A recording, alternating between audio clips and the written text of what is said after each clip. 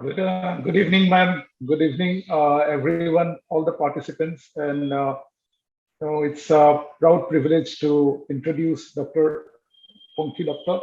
She's alumni of Guwahati Medical College, and we are very proud of what she's doing and what she did. Currently, she's working in as a consultant hematologist in Dubai Hospital in the Department of Pathology and Genetics. I'll not take much time, ma'am. Today's topic is lab diagnosis of hemolytic anemia. Ma'am, the session is open to you. Good evening, everyone. Thank you, Asif, for your kind words. And indeed, we are very proud of you. As we were talking just now, we did the first stem cell transplant in Northeast, and probably your name will go down in history. And thank you, ISHPT, and especially Professor Maitri, for giving me a chance to interact with students on such a large scale. And I'm going to be talking about laboratory diagnosis of hemolytic anemias.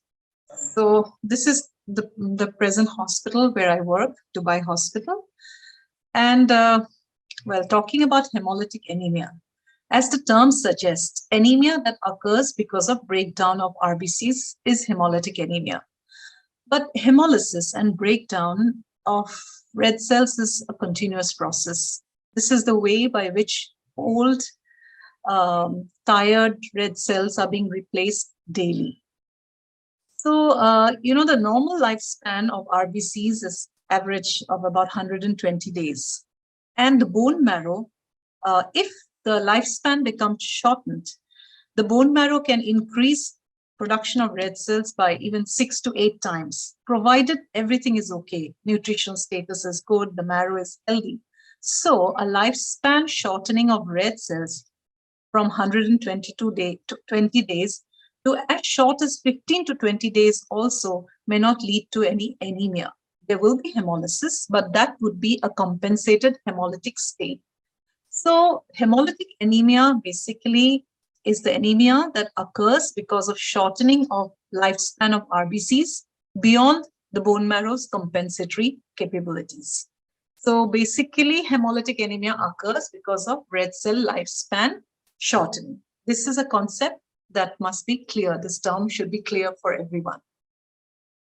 Hemolytic anemias can be classified in many ways. There are many long classifications. Textbooks have even longer ones. You can take any classification you like. You can classify anemia as acute episodic versus chronic.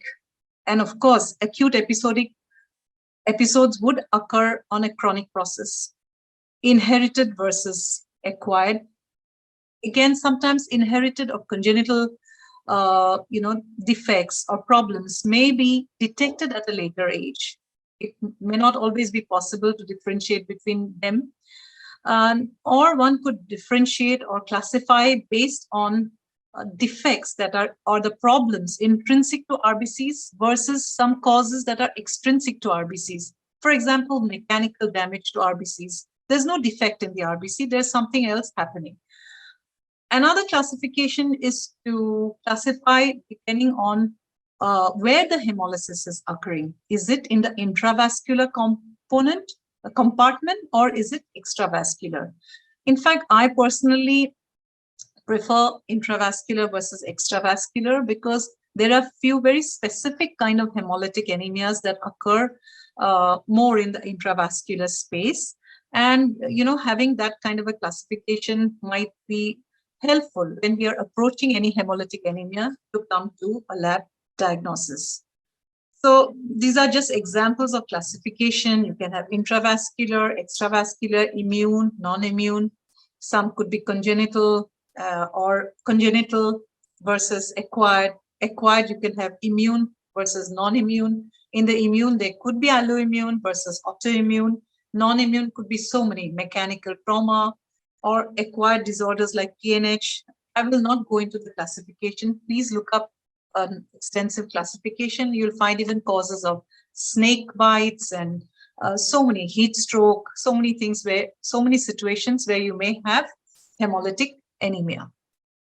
I'm going to spend a little bit of time on this Because when we talk about hemolysis, of course, there's the main component of RBCs is the hemoglobin. So the hemoglobin will break up is released because the RBC has broken down. So if this occurs in intravascular compartment, you have a lot of free hemoglobin, which will bind with some scavenging molecules like haptoglobin, and which kind of and the hemoglobin haptoglobin complex is pretty large, so it cannot escape into the kidney easily, and thus it saves the kidneys because free hemoglobin can be very toxic. And in any case, the broken down hemoglobin that is free is broken down into hem and globin. And we all know that globin will just be broken into amino acids, which will be used.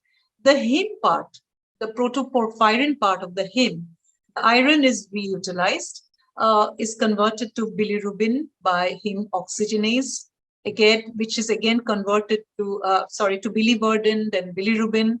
This bilirubin gets conjugated in the liver. So when there is excessive hemolysis, there will be surely, this is a rate limiting step. So there will be excess of unconjugated bilirubin. And this is one of the markers of RBC breakdown. And so when we talk about biochemical markers of RBC breakdown, hemoglobin itself, low hemoglobin, when when there's a decrease in hemoglobin by more than 1 gram per week, and if there is no hemorrhage, then surely there's a breakdown, there is hemolysis. Hyperbilirubinemia, especially, definitely the unconjugated one, usually, unless there's a liver issue, it should not go beyond 1 to 4 milligrams per deciliter. RBCs contain certain enzymes like LDH. There are many isoforms, but LDH1 and LDH2 are rich in RBCs. As I said, haptoglobin, which is a scavenger molecule, would be low or absent. If haptoglobin is completely used up, then hemopexin is yet another molecule which can bind, and that can also become low. And glycosylated hemoglobin, which is kind of a constant, which is a very stable marker, would get reduced drastically to values around 3, 3.9. If the hemolysis is very brisk, and if there is intravascular hemolysis, the free and all the hemopexin and albumin, everything is used up, then you can have free hemoglobin in the plasma, and you may have plasma hemoglobinemia, which could lead to hemoglobin urea, and which eventually can lead to hemosiderin-urea. I'll spend a little bit of time to tell you the importance of these. So now hemoglobin urea is after, that means if hemoglobin urea is occurring, the urine is going to appear dark. One has to make sure that there are no intact RBCs. So because even hematuria would give you a similar color. Myoglobin urea is yet another situation where you may have, muscle breakdown, but in myoglobin urea, there wouldn't be any, and both hemoglobin urea and myoglobin urea would have a similar color. And even if we try to read using a spectrophotometer, the same wavelength, it gets excited. So it's the plasma. The plasma, myoglobin will not rise in the plasma. Then hemosiderin-urea, what happens when there is hemoglobin urea? Some of the hemoglobin is going to get reabsorbed by the proximal tubular cells of the kidney, and it'll stay there. The iron there, the cells will break down. Iron there will, get converted to hemosiderin. From time to time, when the cells get sloughed off and they pass on with the urine, if you test the urine for iron, it will give a positive test for iron. So hemosiderin-urea is very important, because when hemolysis is not occurring at some point of time, but it has occurred in the recent past, looking for hemosiderin is a very useful assay. So these are some of the biochemical markers. then one also must learn to differentiate between extravascular hemolysis and intravascular hemolysis. So intravascular hemolysis occurs within the circulation, and it is usually more dramatic, associated with hemoglobinuria and what I spoke about, hemosideриnuria, hemoglobinemia. Free hemoglobin can occur, while extravascular hemolysis occurs in the macrophages of the liver and spleen. Now, spleen is highly sensitive to even small defects. That's why the old aging RBCs, when they acquire small defects, they're unable to repair the membrane, their enzymes are exhausted, then it's the spleen is very sensitive in picking up the macrophages of the spleen.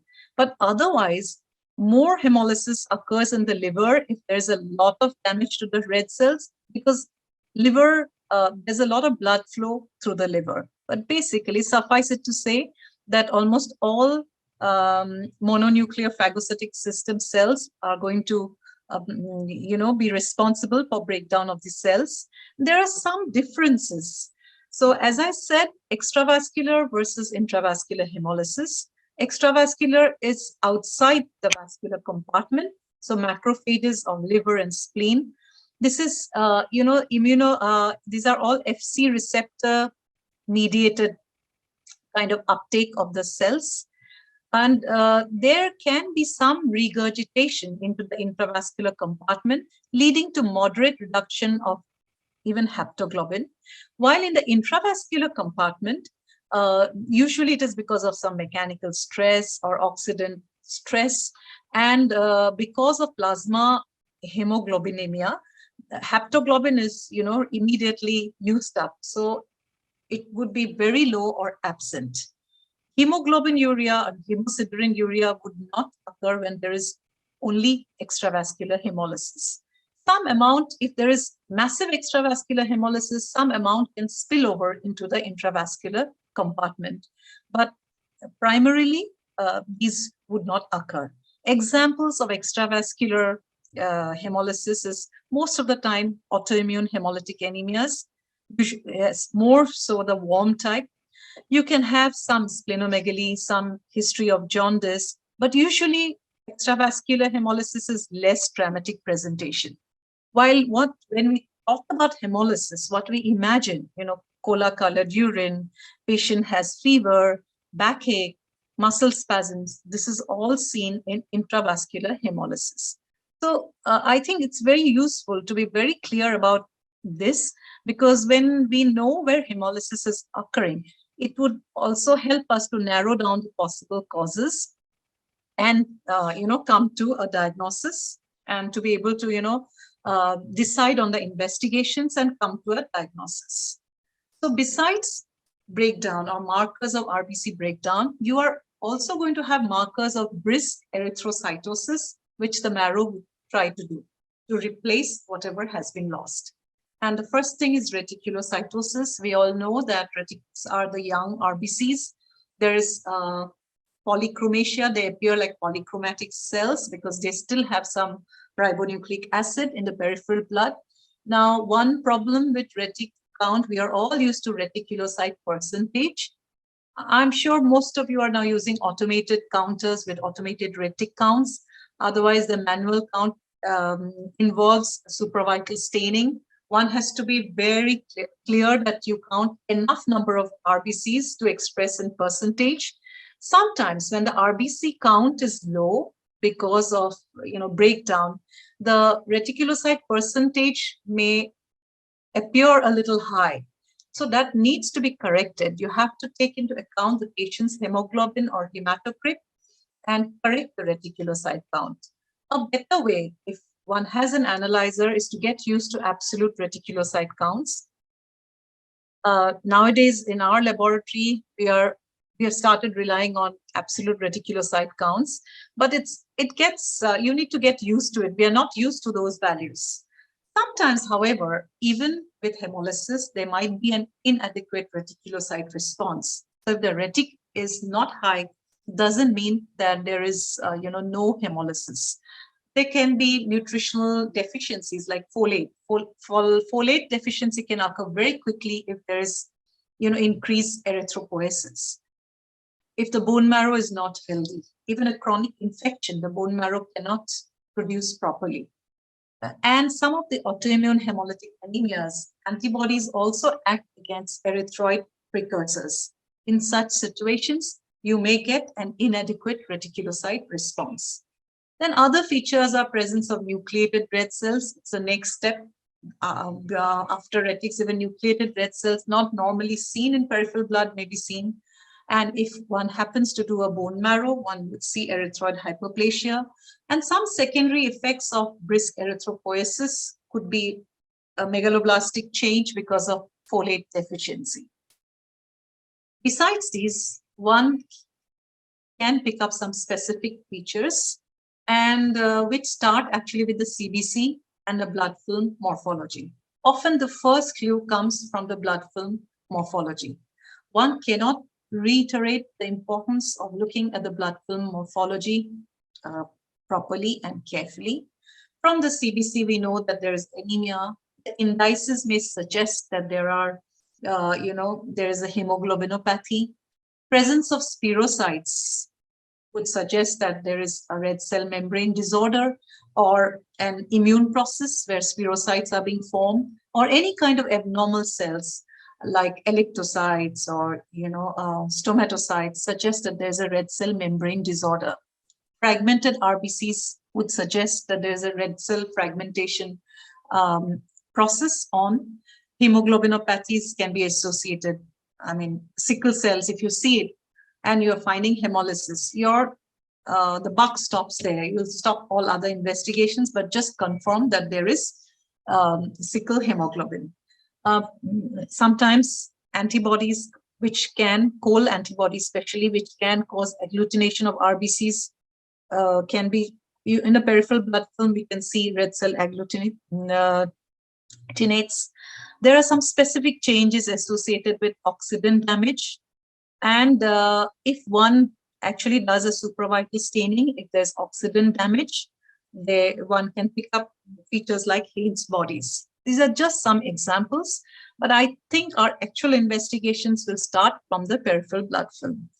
So with this, I'm going to exemplify the major types of hemolytic anemias and how we investigate them.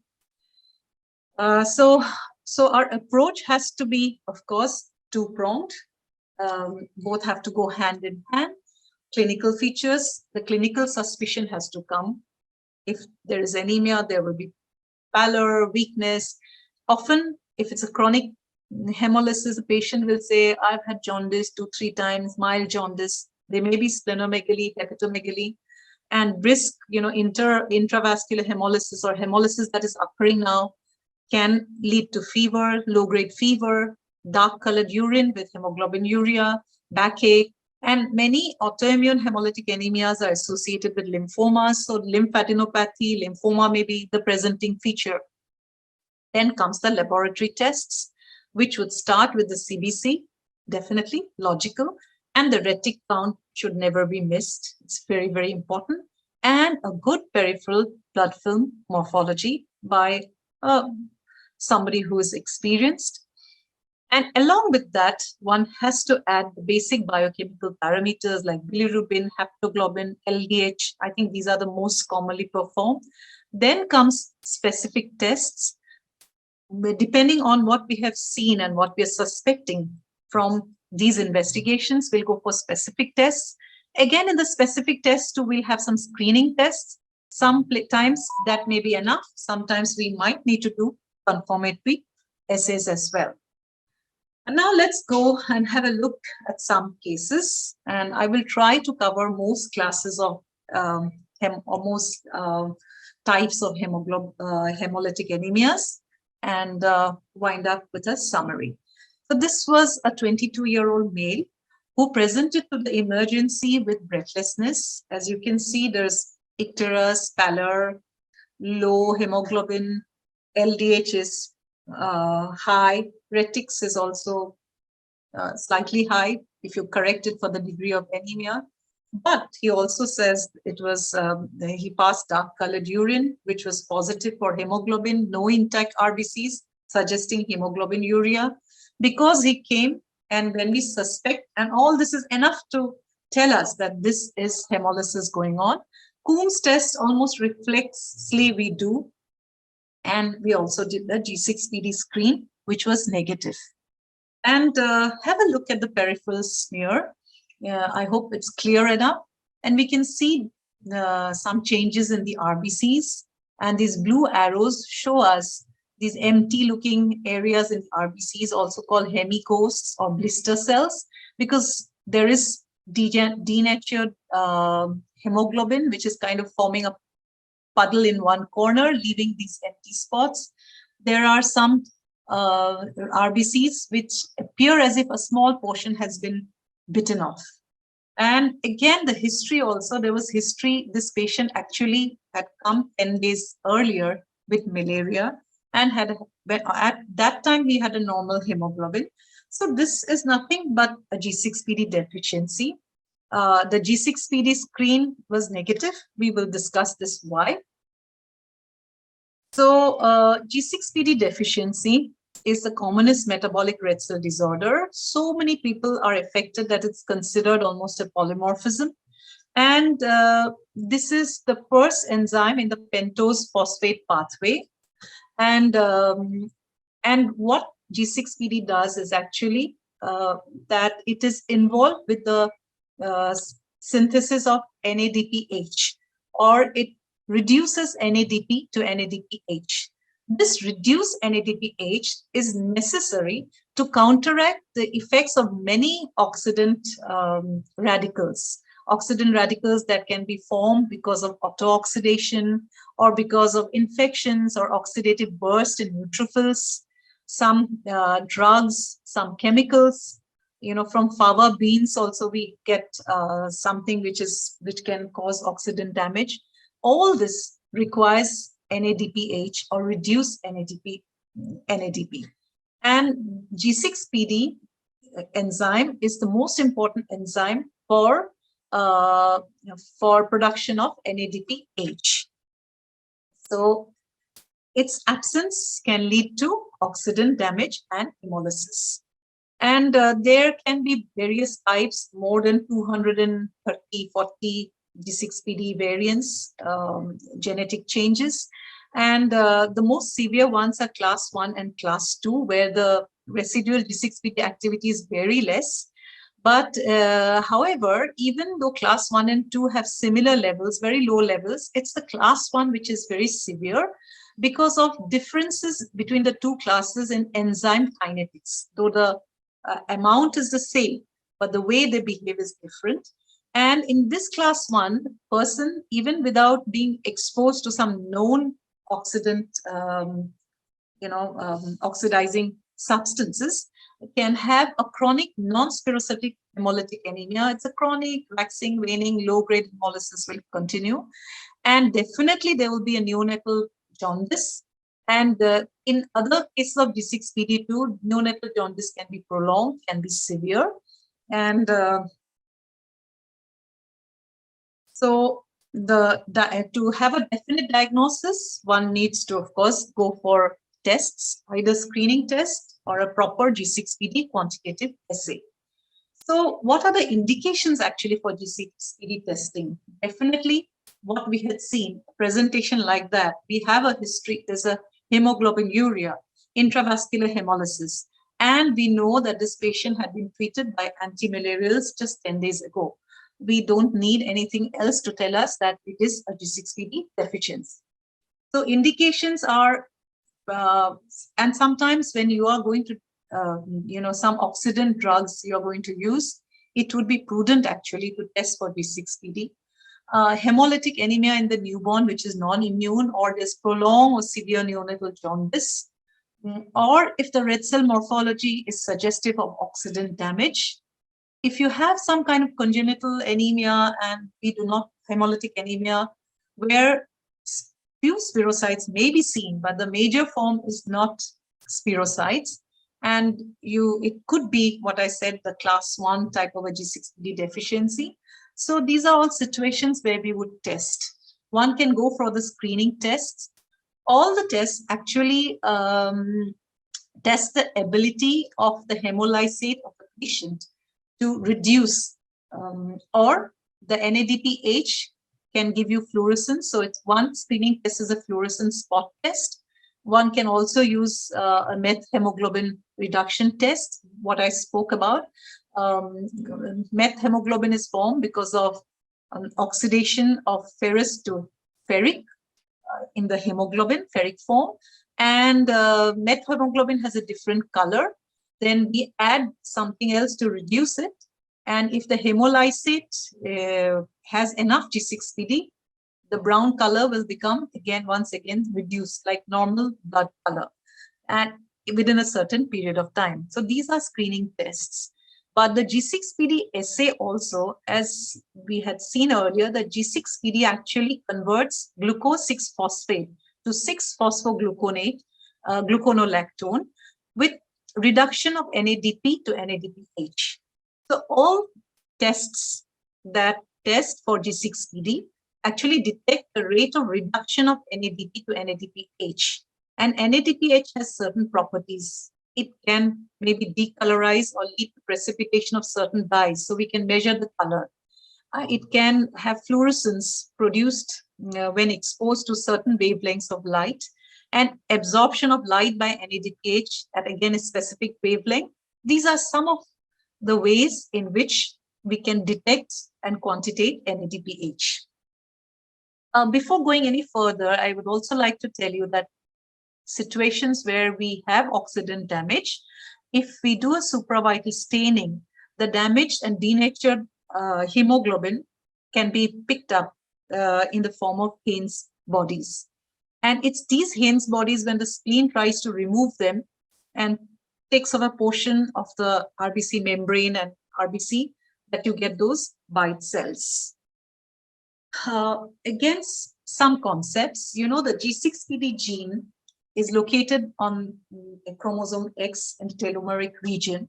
So males who have a deficient G6PD gene or an abnormal gene would be a hemizygous deficient, not heterozygous, or a hemizygous normal.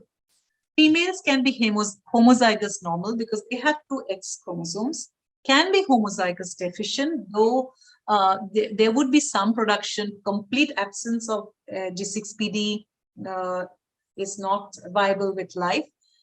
Or females, if one X chromosome has a normal G6PD gene and the other one is abnormal, then the female is what would be considered a heterozygous deficient.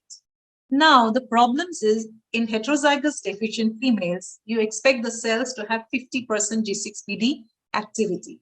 But because of the phenomena called lionization or random inactivation of an X chromosome, it's very random. We cannot quantitate, or we cannot say how much of it, how much of the cells have inactivated the X chromosome. So the heterozygous females actually have a mosaic of deficient and normal cells. So screening tests may not be reliable for female patients. You might get borderline, but if you give them some oxidizing drugs, they might be hemolysis. So one must go for a quantitative assay. And whenever the screening test is abnormal or borderline, one should do quantitative assay. And I'm sure many of you know that red ticks, or new red cells, which occur because of hemolysis, which appear because of hemolysis, are rich in all red cell enzymes. And thus, when you do a screening test or even a quantitative assay at that point of time, after brisk hemolysis, we might miss a deficiency. And therefore, following a hemolytic episode, one should, and if the G6PD levels are normal, one should repeat it after 6 to 8 weeks, 8 weeks perhaps, to ensure that a G6PD deficiency is not missed. Another, leukocytes also contain G6PD. It's a very common enzyme, but they usually do not interfere with the assay. But if the WBC count is very high because of hemolysis or for some other reason, and there is severe anemia, then there might be some interference. Some G6PD may be contributed from the leukocytes. So while testing, the testing personnel should be aware. I'm sure there are pathologists in the group, and you might need to remove the buffy coat in such situations. There are definite guidelines as to what should be done, and they're all easily available. One should follow them. There are other enzymes, far less common. So sometimes when there is evidence of, oxidant damage or even some hemolysis, we should think of, and G6PD on repeat also is normal, we should think of other enzymes. There are a few more. I have just picked up pyruvate kinase deficiency is the commonest enzyme deficiency that is affected in the glycolytic pathway. It's very uncommon otherwise, but common in some, particularly in the Amish people, particularly in Pennsylvania. And all that has come from one particular couple, it seems. And the clinical features can be very variable. Neonatal jaundice can be seen. And this assay is even more troublesome. Leukocytes have to be removed because there are lots of isoenzymes which are not affected by the genetic mutation. And retics and young RBCs will also cause false negative tests. Maybe a genetic test might be easier if there is strong suspicion, and one might consider looking for the genetic mutation. And pyrimidine 5' deficiency is again a very rare enzyme deficiency, but it is the commonest in the nucleotide pathway. How exactly it causes hemolysis is not very clear. And one fun fact, most of the enzyme deficiencies lead to hemolysis, but you all must have heard about adenosine deaminase, the deficiency of which causes, is associated with severe combined immunodeficiency. Strangely, marked excess of adenosine deaminase is associated with mild hemolytic anemia. This is just an interesting fact, perhaps not really, practically not of much use. So is it okay? Can I proceed? Are you all tired already? Are the participants allowed to speak, or?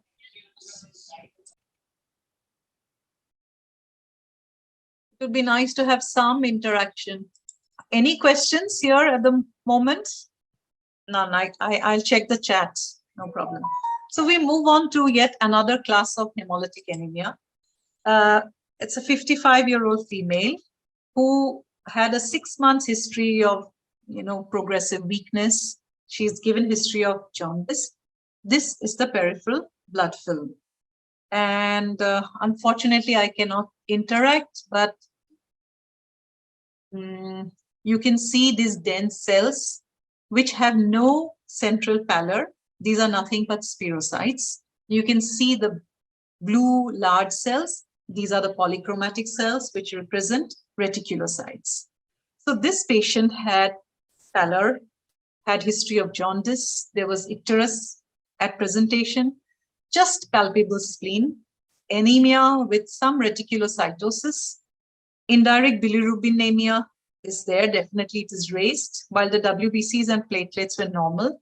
In such a situation, the first test we are going to do is, of course, a Coombs test, which was positive. So this was a case of autoimmune hemolytic anemia. What is autoimmune hemolytic anemia? Autoimmune, when hemolysis occurs because of antibodies against erythroid antigens, simply it causes autoimmune. If it is it would cause autoimmune hemolytic anemia. Coombs test is the pivotal test around which a diagnosis, if Coombs is positive, we know that this is at least immune mediated. So Coombs test is a direct agglutination reaction.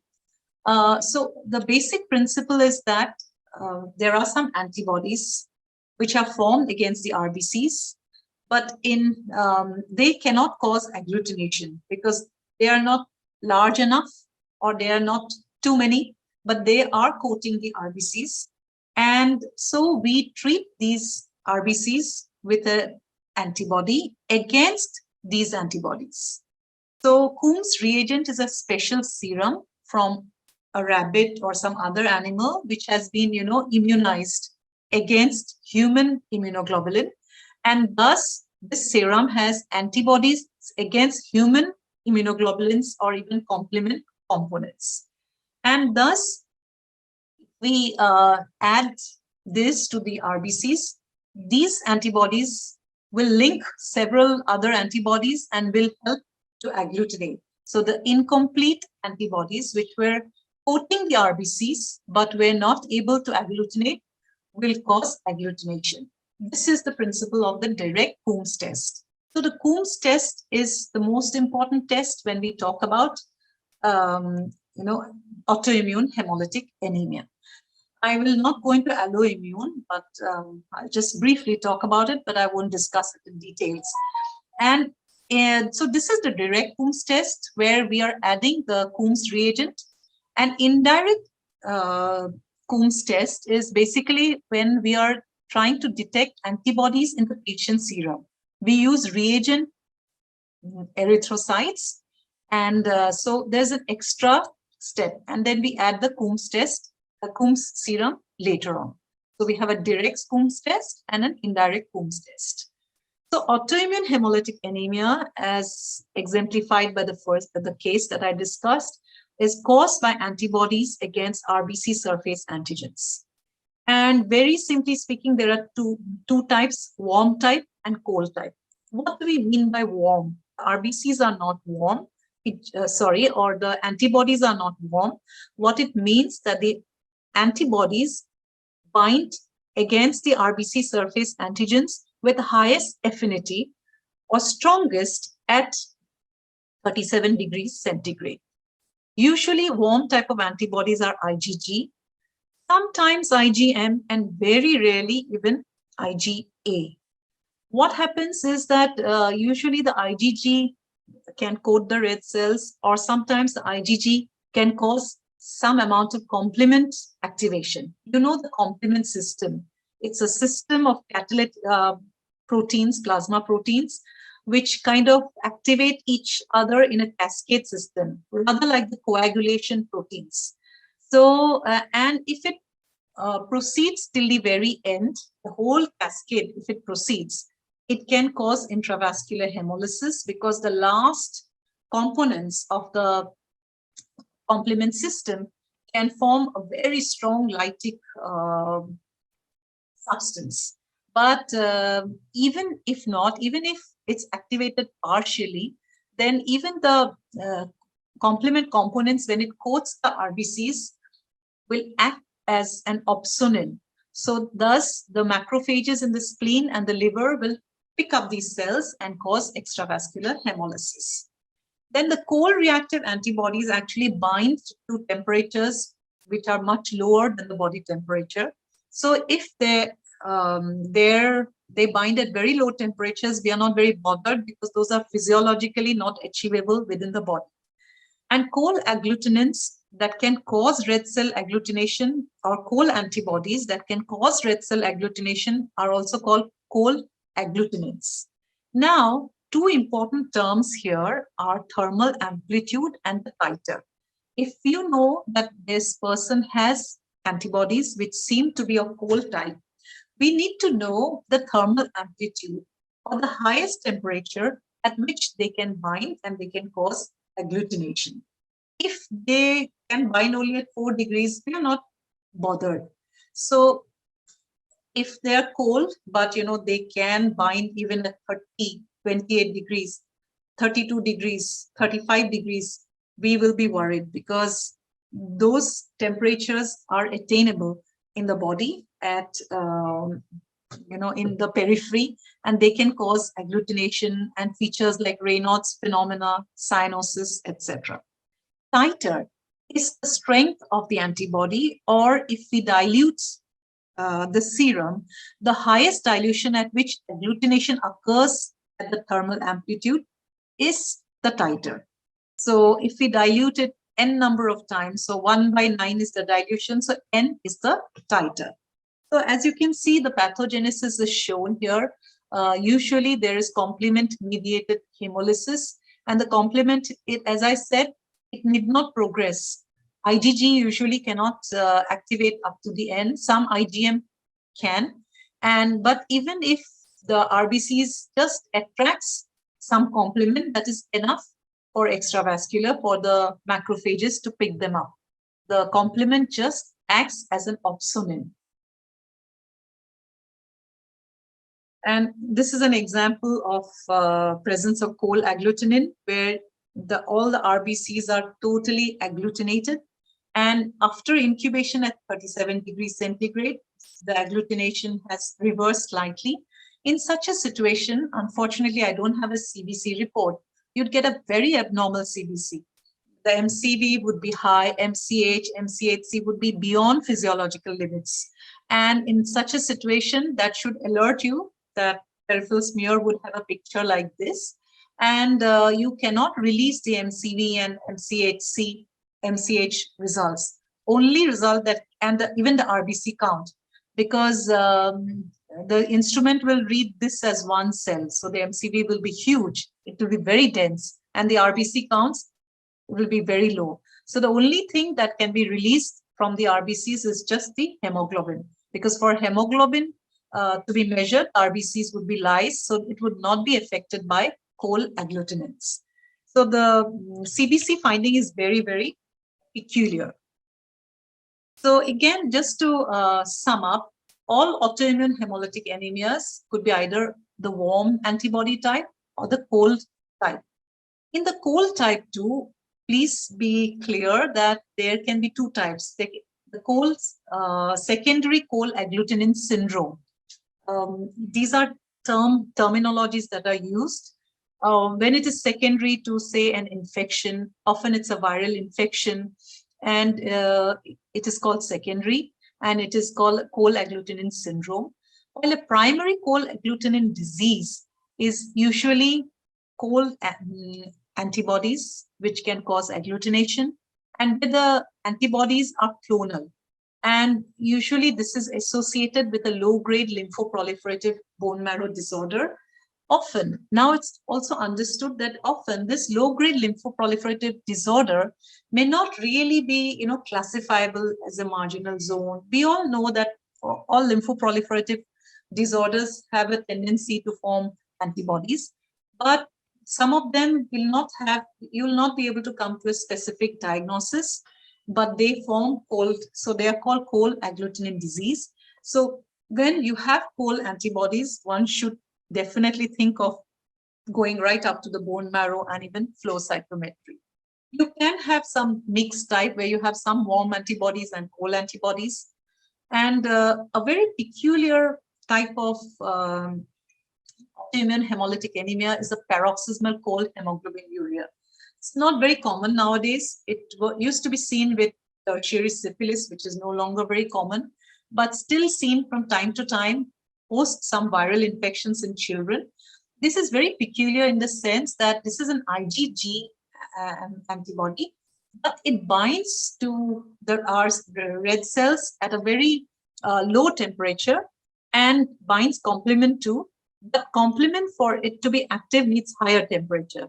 So it will bind at a low temperature, and at a higher temperature will cause lysis. And this is absolutely intravascular hemolysis. If you see, all types of these are predominantly extravascular hemolysis, but this paroxysmal cold hemoglobinuria, because the complement pathway is completely activated right up to the membrane lysis factors that are formed.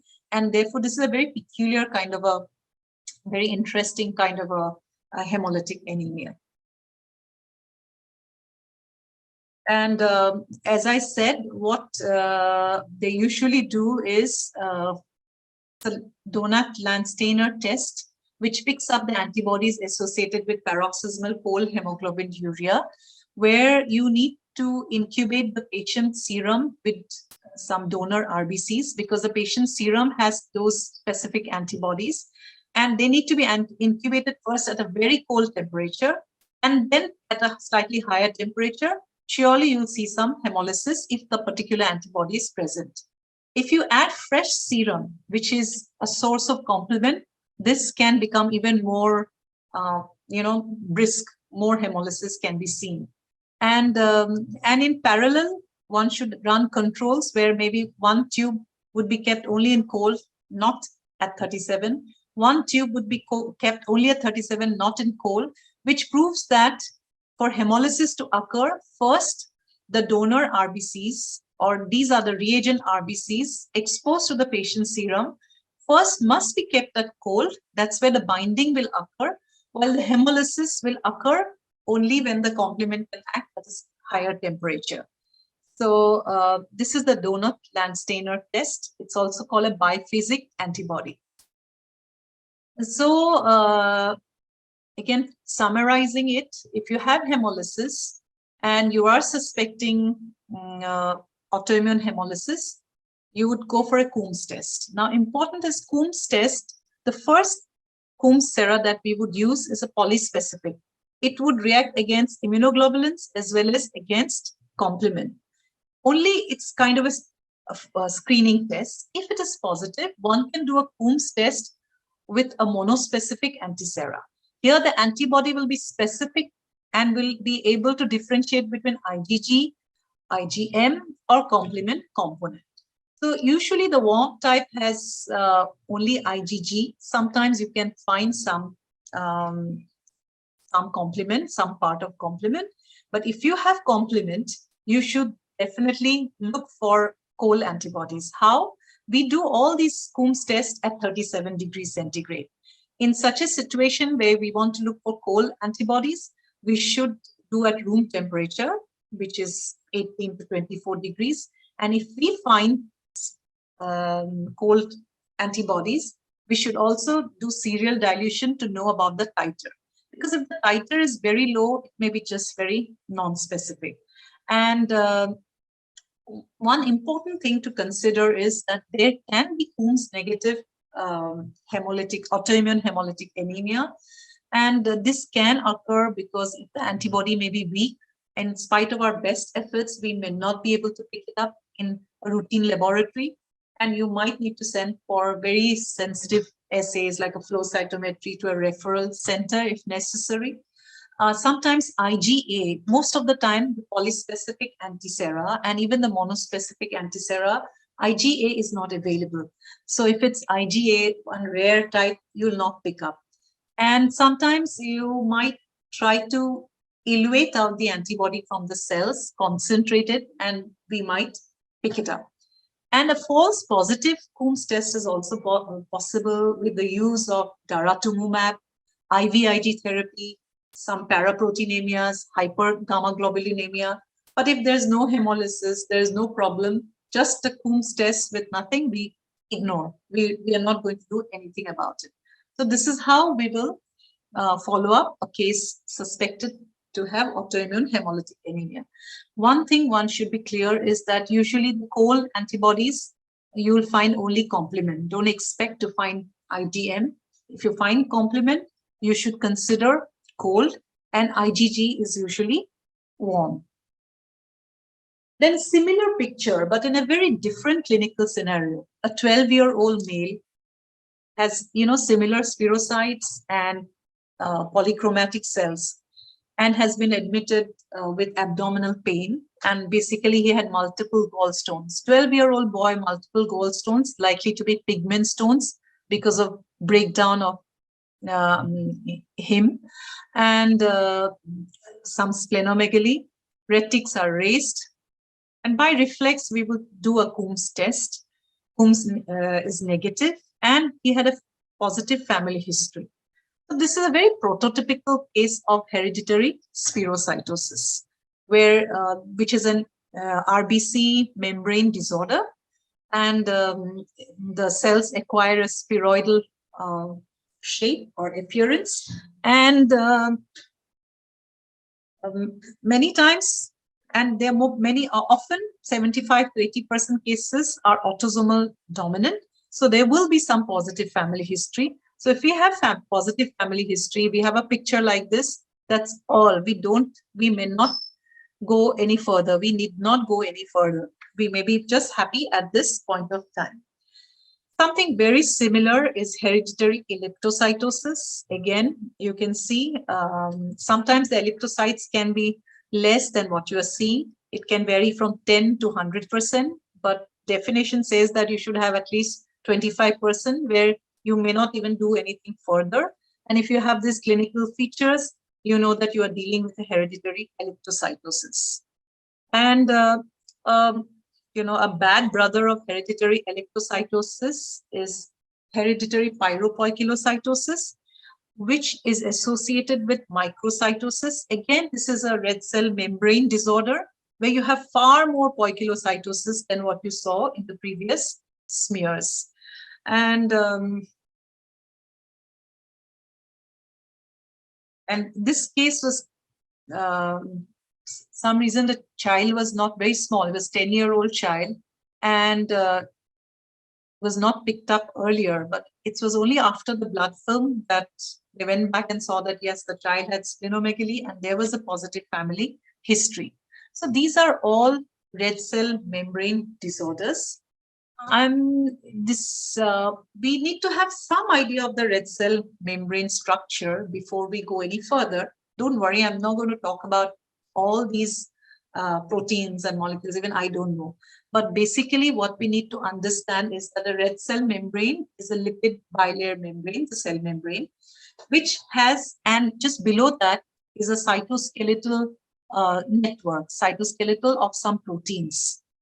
And there are some proteins again, which are called linker proteins, which are anchoring this lipid bilayer and this cytoskeleton together.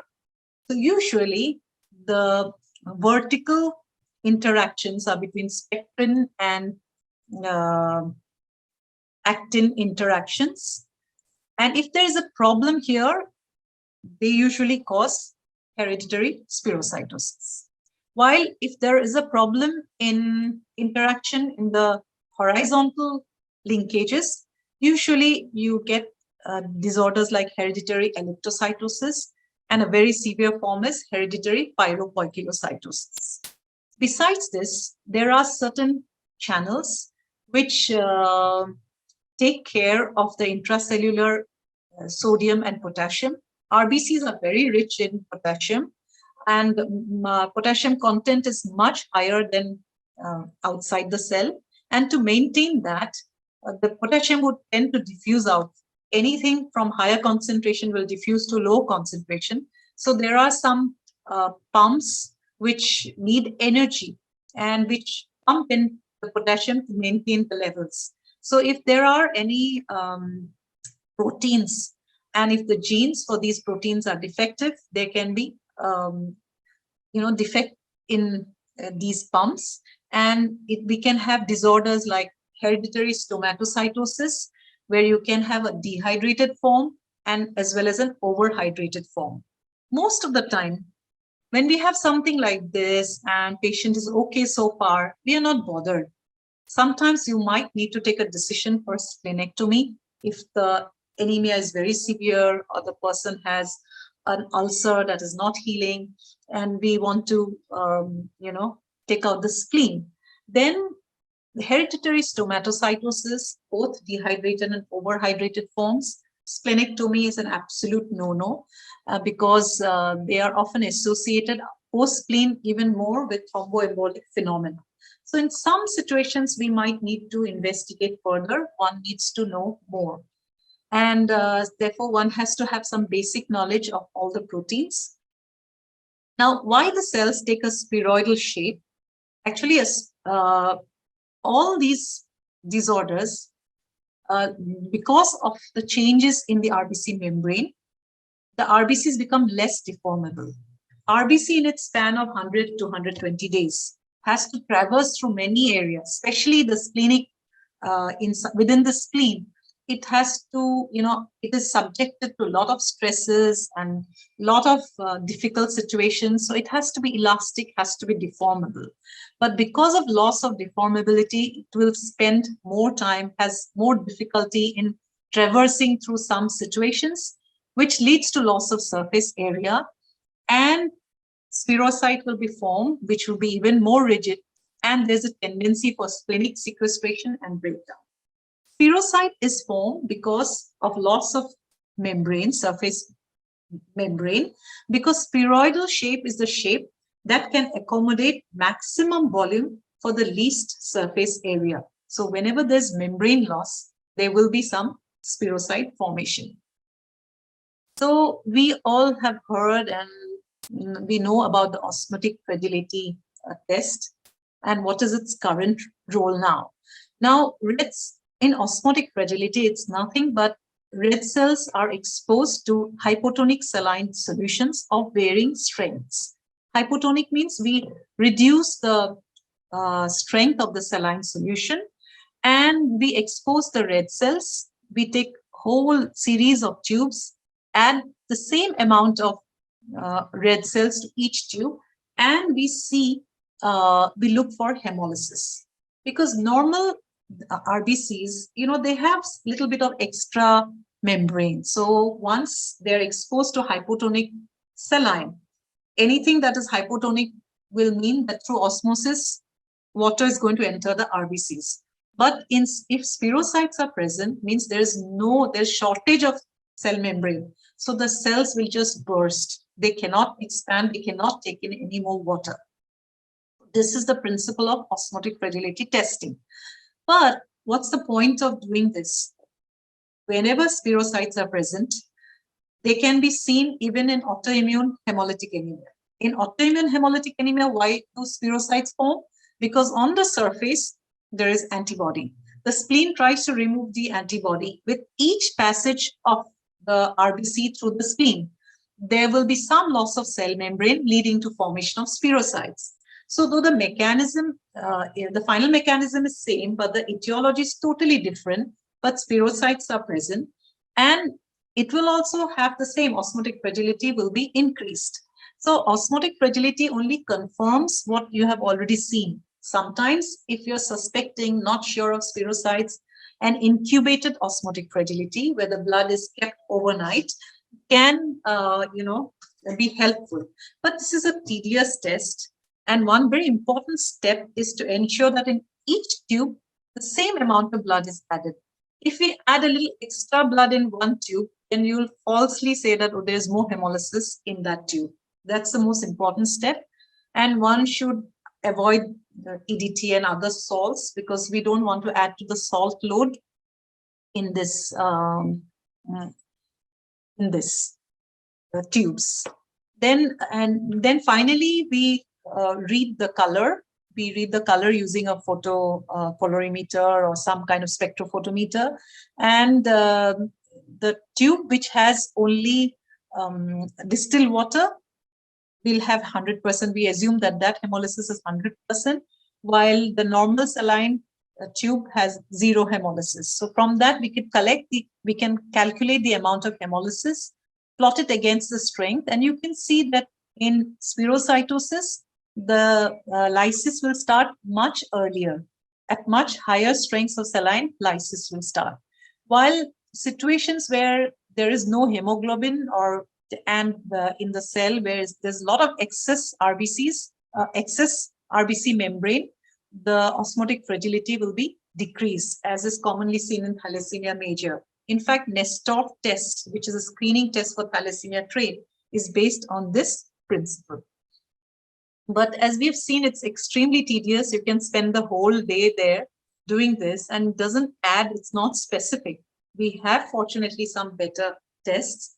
One is the EMA or eosin 5' malimide binding test, which band-3 protein, if you go back, you'll see that band-3 is important structure in this vertical linkage. So anywhere where there's band-3 deficiency will be positive for the EMA binding test, because band-3 protein binds to the EMA, and in hereditary, and this binding will elicit, that amount of binding will elicit fluorescence. So in hereditary spherocytosis, there would be a decrease in the mean fluorescence intensity. This is a flow cytometric based test, And there's enough evidence to show that even, hereditary spherocytosis post-transfusion also, this is quite sensitive to pick up the abnormal cells. So this is still considered a screening test because there are other situations where you can get a low mean fluorescence intensity with EMA. And this represents the hereditary spherocytosis. But what has the least EMA binding is hereditary pyropoikilocytosis. And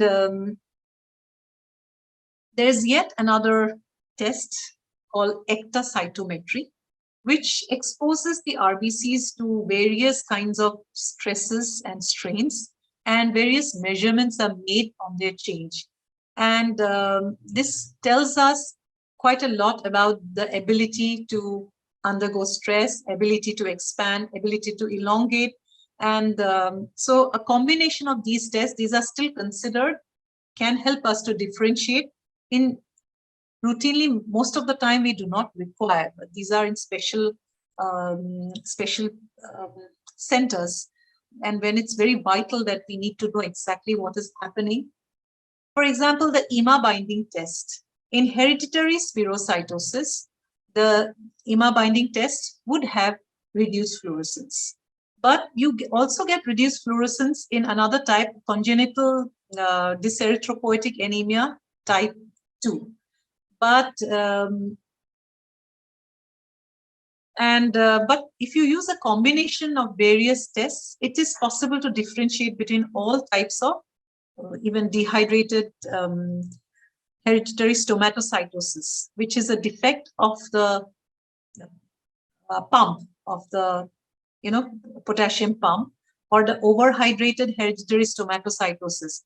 Fluorescence may be normal or high, while the EMA binding will be low in hereditary spherocytosis. So in such situations, it might be very useful. Please don't get scared. I'm not going to go into this. This is just to let you know that now we have a whole long list of genes which we know properly. So when there's little difficulty in coming to a diagnosis, and especially now we have NGS, if somebody can look for multiple genes at the same time, and if we know about the genes, it's possible to go straight for a genetic testing. Otherwise, all these membrane disorders, these are considered the first line investigations, family history with the transmission pattern, peripheral blood smear showing spherocytosis, and looking at the MCV, MCH in hereditary spherocytosis. MCH would be elevated, and you might come to a diagnosis and you may not need to do anything else. Osmotic fragility, or even better, is the EMA binding test, which is a flow cytometry test. Flow cytometry may not be there everywhere, but the test per se is very simple. Or ectocytometry in specialized centers could be considered the second line.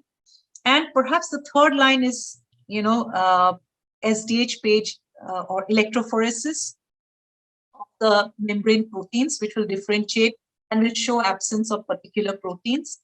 And one can go for direct sequencing of the causative genes. One can use an NGS panel. NGS basically looks into many genes at the same time. So one cannot go for one by one. So when you can take a huge panel, it would be useful in some such situations. Then we move on to yet another type of hemolytic anemia. Again, these are all real life cases. This was a 50-year-old male who actually underwent a cardiac angioplasty, and he was given a drug-eluting stent. 2 weeks later, he came with petechiae, history of fever, and some confusion. And he landed up in emergency, the same hospital. So the routine investigation showed that his hemoglobin was slightly low, and WBCs were on the higher side of normal, but the platelets were definitely very low. And because he had petechiae, PT-APTT was done, which was quite normal. But here, before doing anything else, look at the peripheral blood film. We are seeing what are these. These are nothing but fragmented red cells, and these are polychromatic cells representing that there is some hemolysis happening. So this was a classical case of thrombotic thrombocytopenic purpura.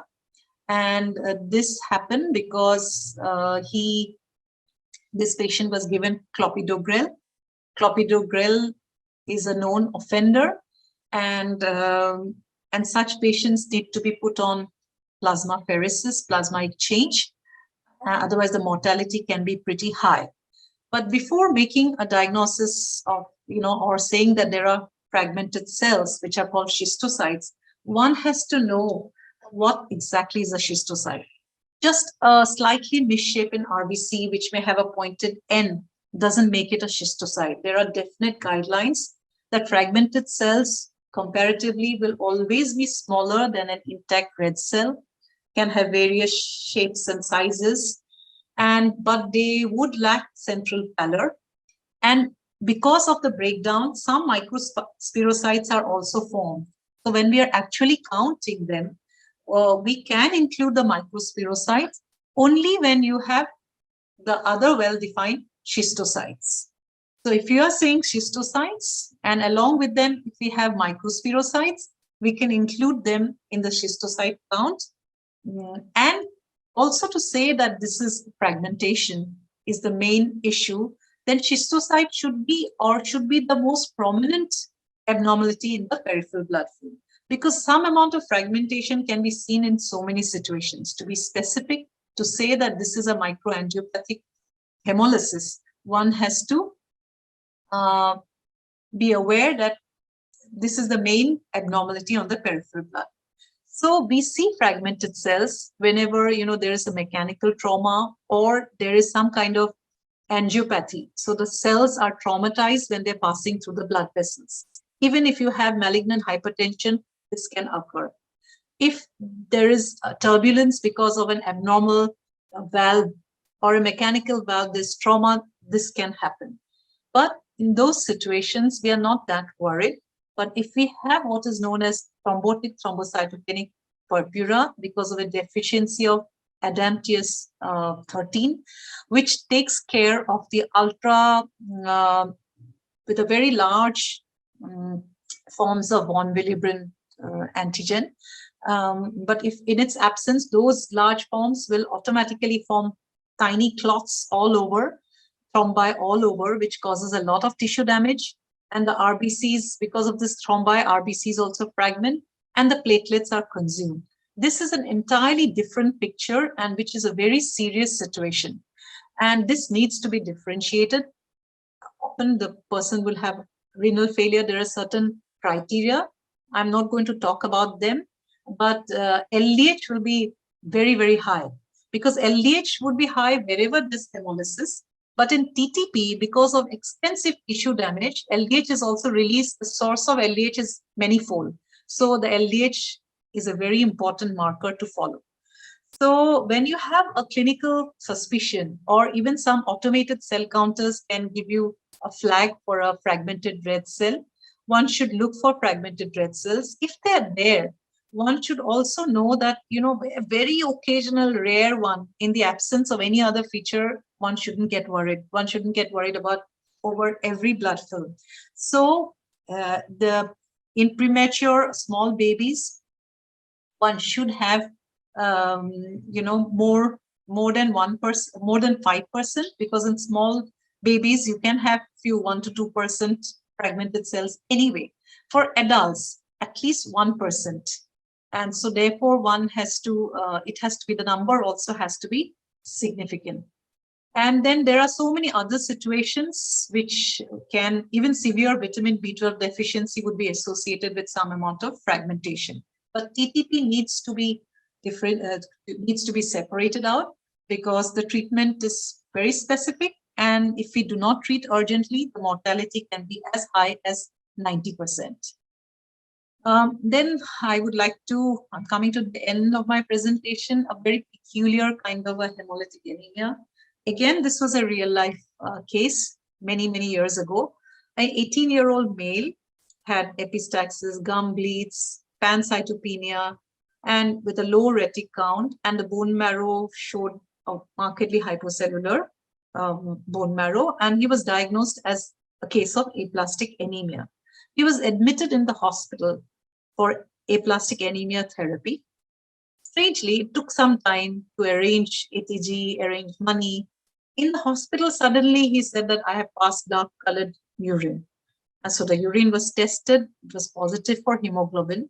Subsequently, his LDH also rose to more than 1,000. So here we have a case, a young male, who showed features of bone marrow failure, aplastic anemia, and also had intravascular hemolysis. So this prompted us to investigate him further, and we made a diagnosis of what is known as paroxysmal nocturnal hemoglobinuria. Paroxysmal nocturnal hemoglobinuria is a very peculiar disorder. Hemolysis occurs because of an intrinsic defect in the RBCs, but it's an acquired defect. It is an acquired clonal stem cell defect. There is a mutation that occurs in a gene called PIGA gene, which leads to the intrinsic defect of RBCs and other hematopoietic cells. Basically, this gene codes for a glycosyl transferase, which generates a protein which serves, or a GPI protein, which serves as actually an anchor protein for many other proteins. So when the anchor is absent, there are more than 20 proteins which needs this anchor protein. And if that is not there, many proteins are absent in blood cells, RBCs, WBCs, platelets, and lymphocytes. So classically, this is characterized by presence of intravascular hemolysis, can be associated with bone marrow failure. And again, peculiarly, these patients also have thrombosis at very unusual sites. Now, this hemolysis occurs because two proteins called CD55 and CD59 present on RBCs actually keep complement activity in check, but they are absent, and so complement activity can, proceed unabated, and which leads to the intravascular hemolysis. Again, no patient will have complete absence or of this protein. Usually, it's a mixture of cells. Some cells have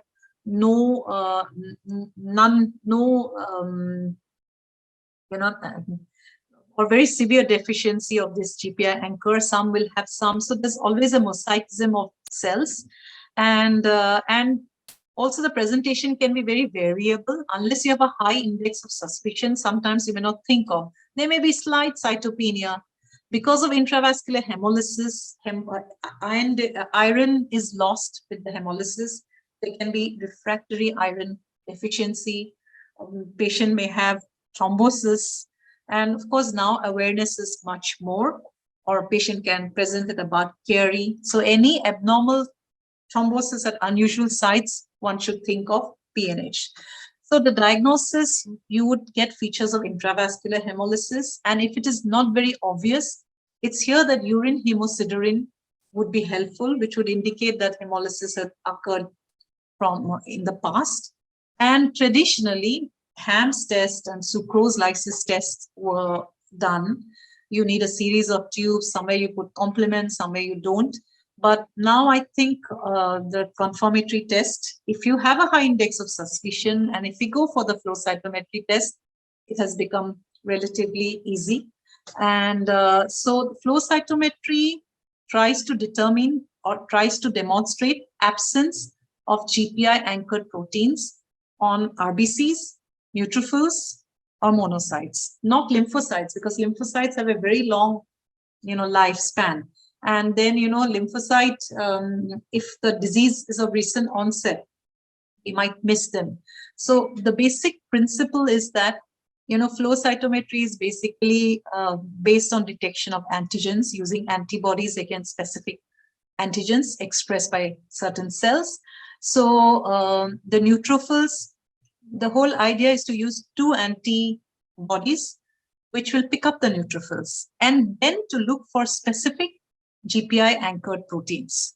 And recently, again, not very recent, couple of years ago, a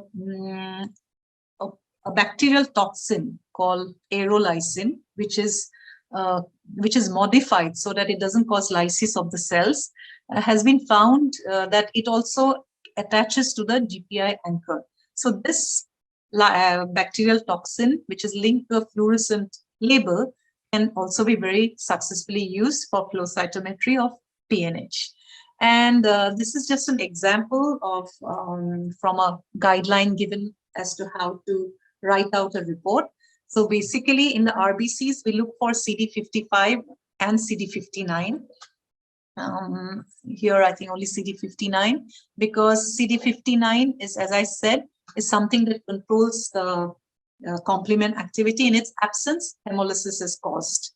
But why the thrombosis occurs or the other bone marrow failure occurs, how it's connected to the GPI anchor, we still do not know. And in the monocytes, we can show that there is absence of binding of flare because GPI is not there. Our CD14, which is a monocyte-specific antigen, is also a GPI anchored protein. In granulocytes, you can again use flare or CD24, which is a GPI anchored protein. Another recent antigen is CD157, and they have all been used in different combinations to make a diagnosis of PNH. So I'm coming to the end of my talk. So I think I'll just wind up. Of course, I have not covered hemoglobinopathies at all, but they can also, there is ineffective erythropoiesis as well as some hemolysis, especially in sickle cell, you definitely get hemolysis. Then I have not spoken about transfusion reactions or alloimmune hemolytic anemia in the newborn. And it's not possible to cover everything. But if you have the concept of warm and cold type of antibodies, those will be easy. So laboratory diagnosis of hemolytic anemia will start with the clinical suspicion, establishing hemolysis. Then we would go to determine the specific cause of hemolysis. And you might need to confirm by specific tests, like an EMA binding is also actually a screening test, but it's pretty sensitive. There are some situations where we might think that, hemolysis is occurring, which is very similar to a hemolytic anemia picture. That is, where you may have anemia and reticulocytosis, if there's hemorrhage, or if anemia due to vitamin B12 or folate deficiency is recovering because of treatment very quickly. There'll be a lot of reticulocytosis. Even NRBCs might come out, or even a recovering bone marrow. And it's recovering throughout a lot of polychromatic cells, but anemia is still there. Anemia plus jaundice can be seen wherever you have ineffective erythropoiesis, like megaloblastic anemia. There'll be some jaundice and anemia. You might see nucleated red cell or bleeding into a large bleed into a body cavity. Over time, because of breakdown of heme, there will be those breakdown products causing jaundice, and the bleeding has caused anemia. Sometimes unconjugated bilirubinemia or neonatal, bilirubinemia, hyperbilirubinemia also would make us think of a hemolytic anemia. And if the bone marrow is invaded, leading to myelofibrosis or metastatic disease, you may have nucleated red cells, a lot of polychromasia, some anemia. And though there might be left shift on in the neutrophils, you think it's a reaction to the hemolysis. And as I said, myoglobinuria, because of the dark colored urine, is also a differential diagnosis. First thing is that this talk is over. I'm not going to talk about any more lab tests. So I think that should make you happy. And again, just to wind up what I said, there are many of these charts, again, available all over. I've just picked up one to make my job easier. And Dr. Prashant Sharma et al. From PGI Chandigarh have published a beautiful paper have written a review on hemolytic anemias, and they've also given a flow chart. This is slightly different. So this is just to tell you that initial workup will be to establish hemolysis. Look for lactate. Easiest is LDH, haptoglobin, unconjugated bilirubin. Retics sometimes can be low. And if it is consistent with if it is not consistent with hemolysis, of course, you'll think of other causes. Then the next step is to look at the peripheral blood film. If you find bite cells, if you do Haynes body tests, you will think of oxidative damage. Again, I did not talk about unstable hemoglobins because I didn't speak about hemoglobinopathies at all. There are some hemoglobins which are abnormal, which are unstable, and they quickly undergo, because of some amino acid change, quickly undergo oxidant damage. And again, they're associated with Haines body formations. Then if you find specific cells like sickle cells, you already have the diagnosis. If you see fragmented cells, you would look for a cause. Is there trauma? Because trauma, like excessive even walking, excessive running, or some kind of a turbulence in the vascular system can also lead to fragmentation. If not, we should think of a microangiopathic hemolytic anemia, and we are most worried about this ETP. Again, we need to look at the LDH, look at the clinical picture. This diagnosis must be made very quickly. You should have a high index of suspicion. There could be other causes of schistocytes. Then if there are spirocytes, it could be hereditary spirocytosis, where you will think about osmotic fragility and EMA binding test and other membrane disorders. Elliptocytosis, if you see elliptocytes, you know you're dealing with hereditary elliptocytosis. Sometimes, as I said, you may get fewer elliptocytes in the peripheral blood, but still it might be a hereditary elliptocytosis, so you need to investigate. And if it is direct or the Coombs test is positive, it could be any of these autoimmune hemolytic anemias. You should take history of blood transfusion, because if there has been blood transfusion in the recent past, it could be an alloimmune reaction, or it could be a drug-induced autoimmune hemolytic anemia, drug-induced hemolytic anemia, which I didn't talk about. So that brings me to the end of my talk, and I'm open to any questions that you might have. Thank you, ma'am. Thank you so much, ma'am. You have just covered an entire big chapter in an hour. We do have some questions in the chat box. Okay, let me see. Yes, ma'am. So Dr. TMS Rao, he is asking that in HS patients on transfusion support can develop secondary immune hemolytic anemia. How would you differentiate them? Obviously, Coombs positive in a known HS would give us the clue. Would osmotic gradient ACTA cytometry more useful? Oh,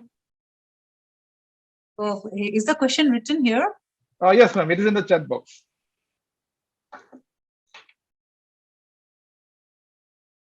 I really don't know. One-time blood transfusion should not cause a lifetime, but at least we have seen that positivity for a long time. Whether it can last lifelong, I don't know.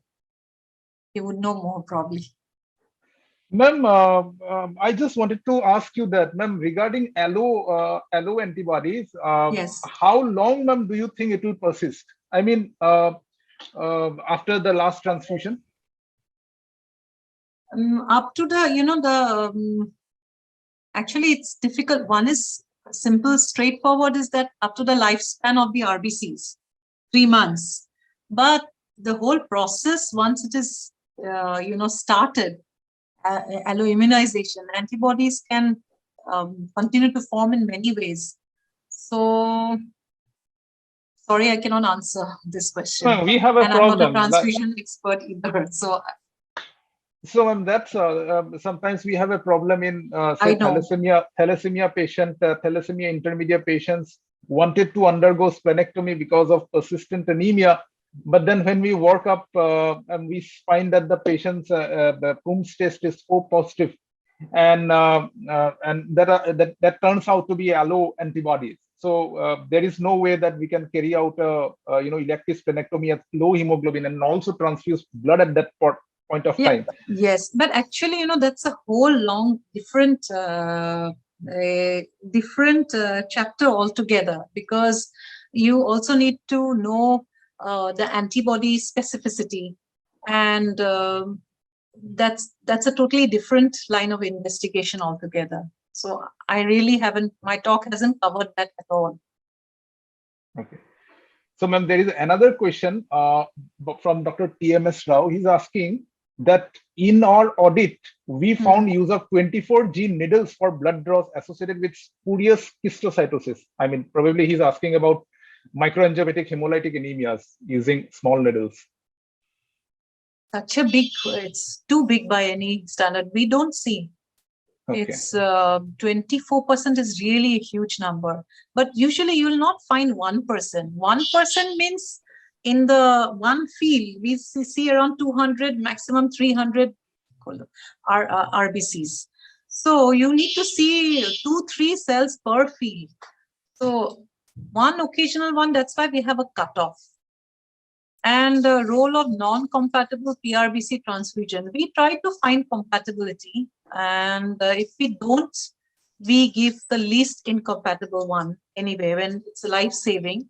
But nowadays, some suggestions are there that instead of using least incompatible, we should use the term most compatible and take the usual care. There was one question about that. Yeah. There is one question from my side. Yeah. So a patient of autoimmune hemolytic anemia with completely incompatible PRBC. I mean, severe anemia with hemodynamic compromise, but the patient, we cannot transfuse blood because it's completely incompatible in our shelf. So in that scenario, if we give IVIG, yeah, it will still be incompatible. But is it possible that we can transfuse an incompatible blood and hope that it will not be hemolyzed?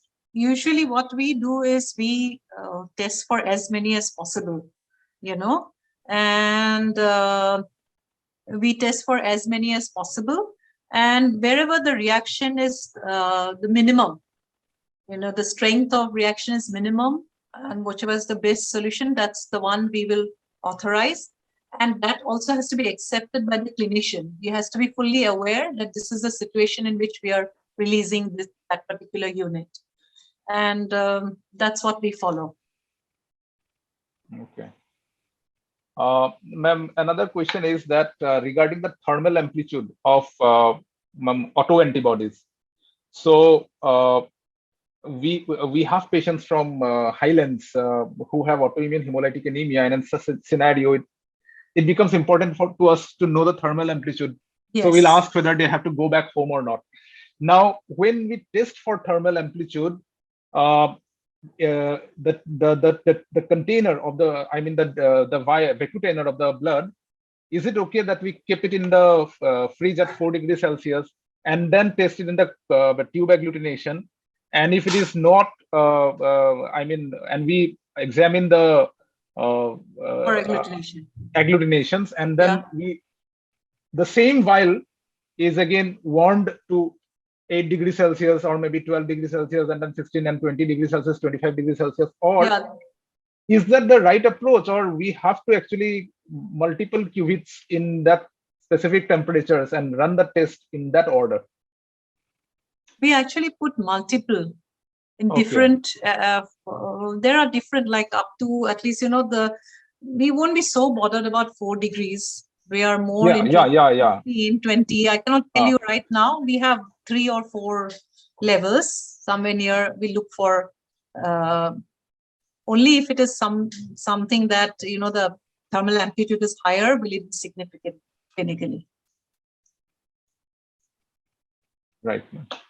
So we have another question.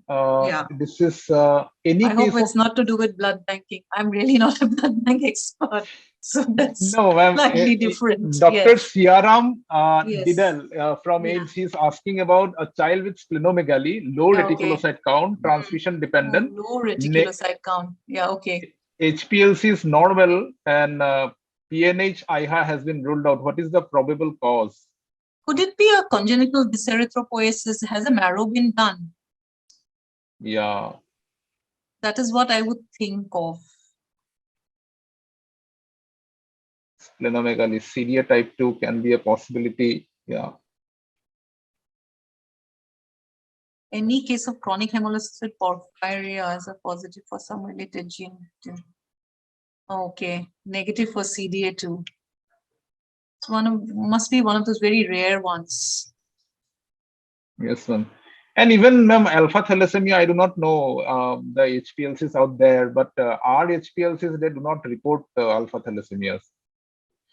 This is another one thing that I wanted to ask you, ma'am. Most of the time, we make a presumptive suggestion. We do molecular testing here. So if you see the typical indices and, MCV and iron studies, sometimes you can have iron deficiency here. Almost 15% of the population has alpha thalassemia in some form. So unless it is HPH or, you may have no other features. So HPH, the retic is also a little raised. You can look for the golf ball inclusion bodies, but otherwise you have to go for molecular testing. So it will be more not finding anything. The HbA2 may be slightly low, may not be low also, what I have seen. And you have microcytosis with raised RBC count.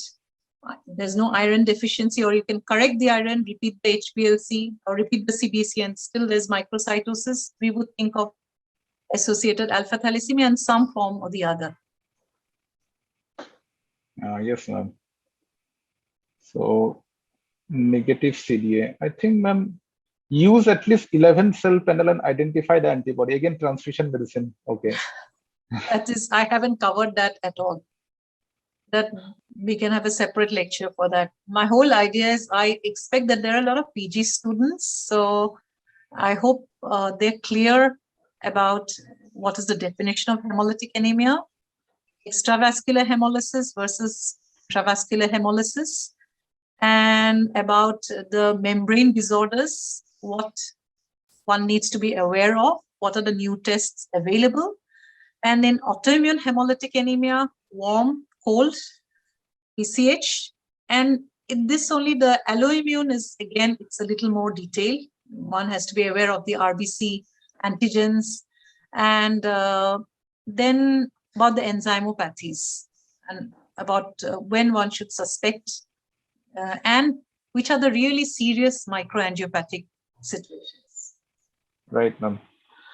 Is there any question from the PG students about what we took? Yes, ma'am. I have got one question. Yeah, there's a parvovirus infection. Yes, of course. I didn't speak about it. You can have a pure red cell aplasia in chronic hemolytic anemias, especially the inherited ones, because the red cell lifespan, parvovirus infection per se is a self-limiting infection. Within 10 to 12 days, the infection will get cleared unless the person is immunocompromised. So, but if somebody has hemolytic anemia and his lifespan is so short that with parvovirus infection, he will develop very severe, aplastic crisis or pure red cell aplasia. So definitely, yes, I did not mention reticulocytopenia can also be because of a viral infection. Usually parvovirus would lead to a very serious kind of appearance, very severe pure red cell aplasia. Yes, ma'am. Just to point out that you initially mentioned that the hemolytic disorders are the situations where the RBC lifespans are decreased. So the parvovirus infections are usually severe in hemolytic anemia because the RBC lifespan are small. Yes. So I guess, ma'am, there are there no questions from the PG students? Yes, ma'am, there are probably no questions. Ma'am, your presentations have been very lucid, and actually, while I was, here listening to it, it also cleared a lot of my doubt. Ma'am, I had one more question. Yes. Regarding this eosin 5 melimide binding test, it is actually a cheap test. Whenever we have a clinical suspicion of hereditary spherocytosis, we go for EMA binding test. Now, if the EMA binding test is negative, then we ask the patients to do a gene sequencing studies for the RBC membrane defect. But if the EMA binding is positive, then is it okay that we spare the NGS and go directly to the splenectomy? I mean, is that okay? I think so. We can go back because, and if no, provided you are not in trouble, I mean, you're reasonably sure, your history is fine, you have autosomal dominance. In fact, the earlier guidelines said you don't even have to do anything else. And the one guideline is that you do one screening test. If you have doubt, instead of going for NGS, you can even use 2 screening tests, if that's possible. Actually, OFT is not done in majority of places, ma'am. Yeah, and OFT, unless it is standardized, it is difficult. But if you read the guidelines, they are saying that that's enough. So, ma'am, we don't have any more questions, and I guess ma'am, this is the We can wind up now, sir. Yeah. So the so again, I want to end by saying that autoimmune hemolytic anemia concept is the same, but for I did not include alloimmune because that's a whole different ball game altogether. There are many more things that need to be discussed, so we can have someone else can have another discussion on that. Maybe that's why I didn't cover them. Okay, ma'am. It was really nice listening to you, and my pleasure. Absolutely. Let you go have your dinner. Good night, everyone. Thank you so much. Bye. Thank you so much.